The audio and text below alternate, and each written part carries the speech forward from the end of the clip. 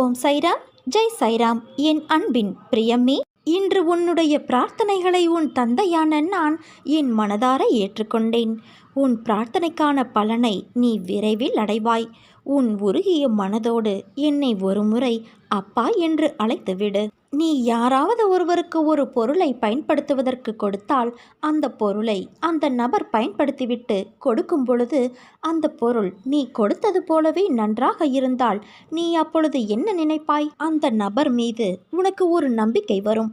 அந்த நம்பிக்கை எப்படி என்றால், அந்த நபருக்கு நீ திரும்பவும் அவர் கேட்கும் பொருளை கொடுக்க முன் வருவாய். அப்படித்தானே?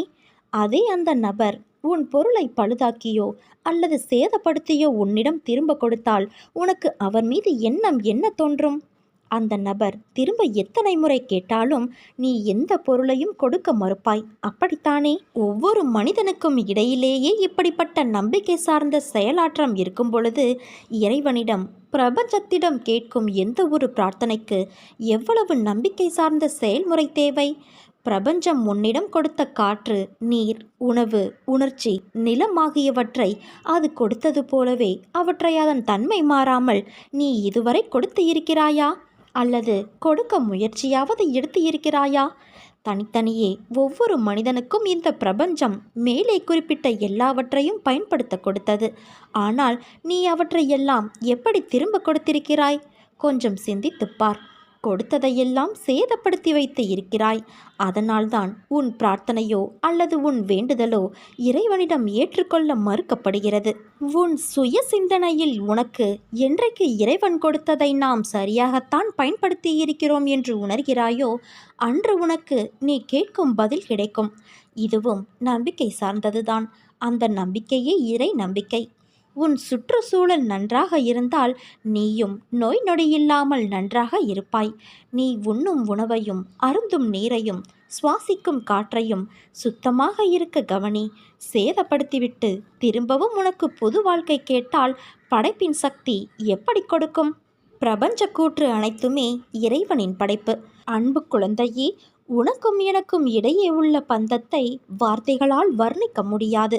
நான் என்னையே மறந்து தியான நிலையில் இருக்கும் தருவாயிலும் கூட உன்னை மறக்க முடியாமல் உன் தந்தையான நான் இருக்கிறேன். ஒருவரும் உன் வாழ்க்கை பயணத்தை புரிந்து கொள்ளப் போவது இல்லை. நீ இங்கு வாழ்வது உன் வாழ்க்கையை வாழத்தானே தவிர ஒவ்வொருவரும் உன்னை புரிந்து கொள்வதற்காக அல்ல. இதை முதலில் நீ புரிந்து கொள். என் தங்கமே, எந்த ஒரு சூழ்நிலையிலும் பட்டினியாய் மட்டும் நீ இருக்காதே. பட்டினியாக இருப்பது நல்லதல்ல. மனம், உடல் ஆரோக்கியம், இறைவனை அடைய மிதமான உணவு உட்கொள்ள வேண்டியது அவசியம். ஒரு புனிதமான நாளில் கூட எனது குழந்தைகள் பட்டினியாக இருப்பதை என்னால் ஒருபோதும் அனுமதிக்க முடியாது. அப்படி உன் உடலை வருத்தி கொண்டு பட்டினி இருந்துதான் என்னை நீ தியானிக்க வேண்டும் என்பது கிடையாது. என் குழந்தையான உனக்கு செய்யாமல் வேறு யாருக்கு நான் செய்ய போகிறேன்? என் அன்பு குழந்தையே, கவலைப்படாதே. நீ கலங்க நான் பார்த்திருப்பேனா? உன் மனம் கலக்கம் தெரிந்தால் உடனே உன் முன்னே வந்து நான் நிற்பேன். மாயைகள் உன் கண்ணை மறைத்தாலும் நான் உன் முன்னே நிற்பது உண்மையே. சாயி சாயி என்று நீ நாள்தோறும் முருக அவ்வளவு எளிதில் உன்னை கைவிடுவேனா? நான் வருகிறேன், உனக்காக வருகிறேன். நீ கேட்டதை நான் செய்து தருகிறேன். உன் பிரார்த்தனையை நான் ஏற்றுக்கொள்கிறேன். என் தங்கமே, நீ கலக்கமடையாதே. உனது பிரார்த்தனையை நிறைவேற்றி வைப்பது என் கடமை. எல்லாம் நல்லபடியாகவே நடக்கும். எவர் ஒருவர் என்னுடைய திருவடிகளை சரணடைகிறார்களோ அவர்களின் அத்தனை எண்ணங்களையும் ஈடேற்றி தருவதை விட எனக்கு வேறு என்ன வேலை இருக்கிறது? உடல், மனம், தனம், செய்கைகள் என அனைத்தையும் எனக்கு அர்ப்பணித்து என்னை தியானம் செய்கிறவர்கள் எவரோ, எவரெல்லாம் அவர்களின் துன்பங்களை என்னிடம் கொடுப்பதற்கு தயாராக இருக்கிறார்களோ, யாரெல்லாம் சாயியான என்னுடைய நாமத்தை தினமும் ஜபிக்கிறார்களோ அவர்கள் சகல பாவங்களிலிருந்தும் விடுபட்டு என்னை அடைகின்றார்கள். உன்னை நான் என் வசப்படுத்தியது இந்த ஒரு ஜென்மத்தில் மட்டும் அல்ல, 7 ஜென்மமாய் நான் உன்னோடு வாழ்க்கையில் பயணிக்கின்றேன். என் குழந்தைகள் சொல்லித்தான் அவர்கள் பிரச்சனைகளும் துன்பங்களும் உன் சாயப்பாவுக்கு தெரிய வரும் என்று நினைக்கிறாயா? உன் அப்பா நான் அகண்டமாக அகவெளி, புறவெளி, பரவெளியாகிய எல்லா இடங்களிலும் வியாபித்து இருக்கையில் எல்லா விஷயங்களையும் நான் அறிவேன். என்னை நம்பும் என் தீவிர பக்தர்களின், அவர்களுக்கு பிடித்தவர்களின் எல்லா ஜென்ம கர்ம வினைகளை மொத்தமும் என் கைப்பிடிக்குள் எப்போதோ கொண்டு வந்து விட்டேன். உன் இரும்பு போன்ற கர்மாவை நான் பஞ்சு போல ஆக்கி கொண்டு வருகிறேன். உன் வாழ்க்கையில் வரும் துன்பம், துயரம், வேதனை, கோபம் யாவற்றையும் தூர தூக்கி எறி. பொறுமையை கடைப்பிடி. யார் உன்னை அவமானப்படுத்தினாலும் வாக்குவாதம் செய்யாமல் நீ அமைதியாக இரு. மற்றதை நான் பார்த்து கொள்கிறேன். துயரங்கள் உன்னையும் உனக்கு பிடித்தவர்களையும் சிறிதாக தொட்டு மட்டுமே பார்க்க முடியும். அதற்குள் நான் அவற்றை விரட்டி விடுவேன். எதுவும் உன்னை பெரிதாக தொடர்ந்து எதுவும் செய்துவிட முடியாது. எல்லாவற்றிலும் இருந்தும் சர்வ சாதாரணமாக என் பக்தர்களை நான் விடுவித்து விடுவேன். இனி அவர்களின் வாழ்க்கையில் விரைவில் வசந்தம் வரப்போகிறது. சொல்லித்தர ஒரு வாத்தியார் என்னை விட வேறு யார் இங்கு இருக்கிறார்கள்? பட்டது போதும். என் பாதம் தேடி நீ ஓடிவா. சாதனை நான் செய்கையில் சோதனை தோன்றினால் நீ ஏன் மயங்குகிறாய்? இனிமேல் நீ எதற்காகவும் கவலை கொள்ளாதே. கஷ்டம் தரும் நிலைகளையெல்லாம் உடைத்து சுக்குநூறாய் தகர்த்தெறிந்து உன்னை உனக்கே புதியதாக தோன்ற வைப்பேன். புதிய வாழ்க்கையை புது புத்துணர்ச்சியோடு நல்ல எதிர்காலத்தை பெற்று நீ வாழப்போகிறாய் என் தங்கமே. இந்த சாயி நீ அழைக்காமலேயே உன்னோடு வருவேன். சாயியை நம்பியவர்களுக்கு அழைக்காமலேயே வருவேன். வேறு உருவத்தில் தோன்றுவேன். தன் பக்தர்களுக்கு கடமைப்பட்டவனாக இருப்பேன். உன் எதிர்காலத்தை அறிந்தவன் நான். அதனால் என்னை நீ ஆராயாமல் நான் உனக்கு நிகழ்காலத்தில் வரமாக கொடுத்திருப்பதை மனநிறைவோடு ஏற்றுக்கொண்டு அமைதியாக இரு. உன்னுடைய பாரத்தை என்னிடம் ஒப்படைத்த பிறகும் அதை பற்றி நீ நினைத்து கொண்டு இருந்தால் நான் எப்படி செயல் புரிவது? மற்றவர்களிடம் நீ பேசும்போது பொறுமையோடும் கவனத்தோடும் வார்த்தைகளை பிரயோகப்படுத்து. அவசரப்பட்டு வார்த்தைகளை கொட்டி விடாதே. வாழ்க்கையில் நீ சந்திக்கும் தோல்விகளால் மனம் சோர்வடைந்து இதற்கு மேல் நான் போராட முடியாது என்று நினைக்காதே. வெற்றி தோல்விகளை குறித்து கவலைப்படாமல் உன் லட்சியத்தை நோக்கி முன்னேறி செல். கடமைகளை தவறாமல் செய். அந்த நம்பிக்கையே உன்னை வெற்றி பெற செய்யும். ஒரு காரியத்தை செய்யும் முன் என்ன செய்கிறோம், எதற்காக செய்கிறோம் என்ற தெளிவோடு செய்தால் அதில் நீ தோல்வியேயுற்றாலும் அது உனக்கு ஒரு பொருட்டாக இருக்காது. அந்த அனுபவமே உனக்கு மீண்டும் அந்த செயலில் முயற்சித்து வெற்றி பெற இலகுவாக அமையும். இந்த உலகில் எவரும் எல்லாவற்றிலும் சரியான செயல்பாடோடு இருக்கும் உடலோ மனமோ இல்லை. அந்த வகையில் அனைவரும் ஒரு விதத்தில் ஊனமுற்றவர்கள்தான். மற்றவர்கள் உன் ஊனத்தை குறை கூறுவதை கேட்டு வருந்தாதே. அவர்களும் ஏதோ ஒரு வகையில் ஊனமுற்றவர்கள். எது உன் கடமையோ அதை ஆனந்தமாக விரும்பி பிரியமோடு செய். அப்போதுதான் உனக்கே ஓர் உத்வேகம் இருக்கும். வாழ்வில் வெற்றிகளும் குவியும். வாழ்க்கையில் நிகழும் அனைத்தும் இன்பமோ துன்பமோ எல்லாம் எப்படி எடுத்துக்கொள்கிறோம் என்பதை பொறுத்துதான் வாழ்க்கையின் நினைவுகள் அமையும். துன்பம் என்று சொல்லிக்கொண்டே இருந்தால் அது தன்னால் விலகுமா என்றால் இல்லை. அதை அனுபவித்து அதை எதிர்நோக்கி கடந்து வந்துதான் ஆக வேண்டும். எல்லாம் நீ எடுக்கின்ற மனப்பக்குவத்தில்தான் அமைந்துள்ளது. உன் இன்பமும் துன்பமும். அடிபட்டால் வலிக்கும் என்று தெரியும். அடிபட்டவுடன் நீ அழுகின்றாய். உன் மனதில் வலிக்கிறது என்ற உணர்வு தோன்றியதும் உன் கண் கலங்குமல்லவா? அதற்காக இனிமேல் எங்கேயும் செல்லக்கூடாது, நகரக்கூடாது.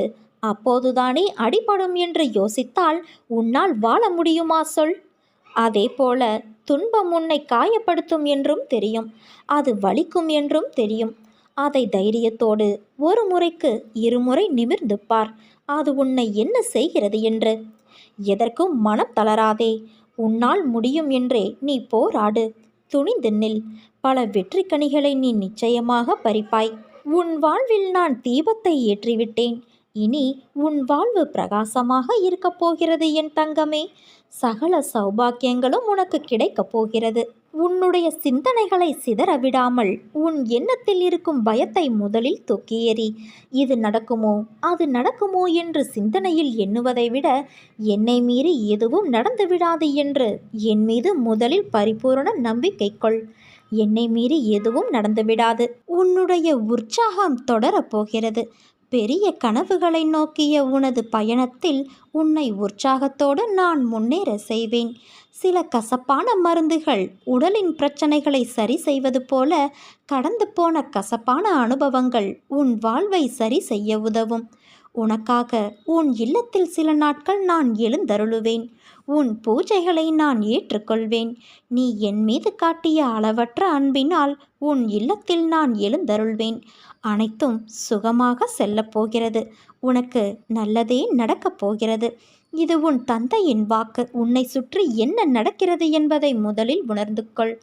அது புரியாமல் கேட்பவற்றையெல்லாம் செயல்படுத்தி வாழ்வில் உச்சநிலையை அடைந்து விடலாம் என்று நினைக்கிறாய்.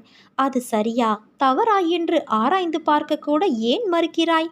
எதையும் நீ தீர்க்கமாக அறிந்து கொள்ளாமல் வெளித்தோற்றத்தை மட்டுமே வைத்து இப்படி கற்பனையில் லயித்து கொண்டு இருக்கிறாயே.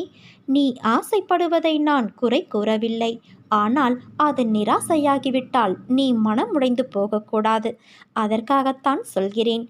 எந்த செயலையும் செய்வதற்கு முன் நிதானத்தோடு இரு என்று கூறுகிறேன். நம்பிக்கையும் பொறுமையும் தான் உனக்கு நல்லது செய்யும். காலதாமதமானாலும் நிச்சயம் உனக்கு நல்லது நடக்கும். நீ எல்லா செல்வங்களையும் பெற்று சீரும் சிறப்புமாய் மகிழ்ச்சியான வாழ்க்கையை வாழ்வாய் குழந்தையே. உனக்கு எல்லா சூழ்நிலைகளிலும் நான் துணை நிற்பேன். என் வார்த்தைகள் மீது நம்பிக்கை வைத்து நீ செயல்படு. மீதியை நான் பார்த்து கொள்கிறேன். கடைசி நிமிடத்தில் கூட ஏதாவது அதிசயம் நடக்கலாம். அதனால் தன்னம்பிக்கையை மட்டும் நீ இழந்து விடாதே. வலிமையையும் நம்பிக்கையையும் உனக்கு நான் உன் சாய்தேவா தருவேன். நான் உன்னோடு இருக்கும்போது உனது கவலைகளை எனது பாதத்தில் நீ சமர்ப்பித்த பின்னர் கவலை எதற்கு? என் மகிமைகளைக் கண்டும் ஏன் இந்த ஏக்கம் உனக்கு? உனது தந்தையும் நானே, தாயும் நானே. உன்னை படைத்ததும் நானே, உன்னை சோதிப்பதும் நானே.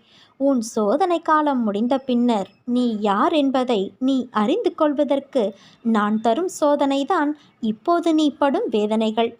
நம்பிக்கையோடும் பொறுமையோடும் இரு. அதற்கான பலன்கள் விரைவில் உன்னை வந்து சேரும். உன் பிரச்சனைகளை தீர்த்து உன்னை மகிழ்ச்சி வெள்ளத்தில் நான் மூழ்கடிக்கின்றேன்.